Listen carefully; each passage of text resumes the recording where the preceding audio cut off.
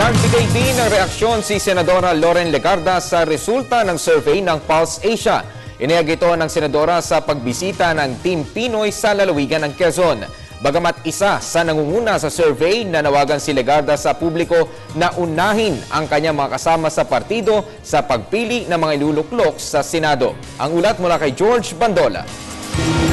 Ikinalugod ni Senator Loren Legarda ang pananatili nitong angat sa pinakahuling survey para sa 2013 midterm elections. Ayon kay Legarda, mas dapat niyang iparamdam sa tao ang kanyang kakayahan bilang mambabatas kung masisipagan pa nito ang trabaho sakaling makabalik sa Senado.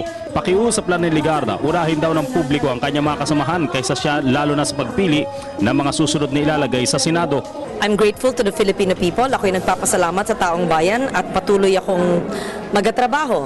At lalo akong inspirado na ipatupad ang aking mga batas na nakakatulong sa taong bayan, lalo na yung aking Senior Citizens Law, yung aking Universal Health Care, yung aking pagbibigay ng scholarship sa bawat mahirap na pamilyang Pilipino. Sa kanilang sortie sa Quezon Province, nanindigan naman si dating Senador Jamby Madrigal na dapat protektahan ang mga magsasaka sa mga peking organisasyon na kunway nagsusulong ng interes lalo na ng mga cocoa farmers. Higit daw dapat pakinabangan ng cocoa farmers ang levy fund na dapat sa kanila. Meron siya yung Dualhati Foundation na imbestigahan na yun ng Senado na marami rin mga pondo pumupunta dyan.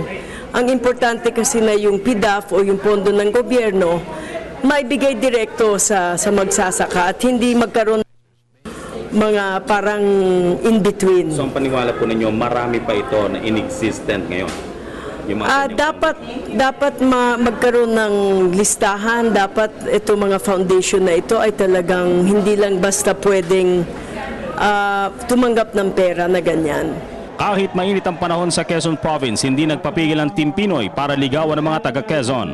Para sa Telebisyon ng Bayan, George Bandola.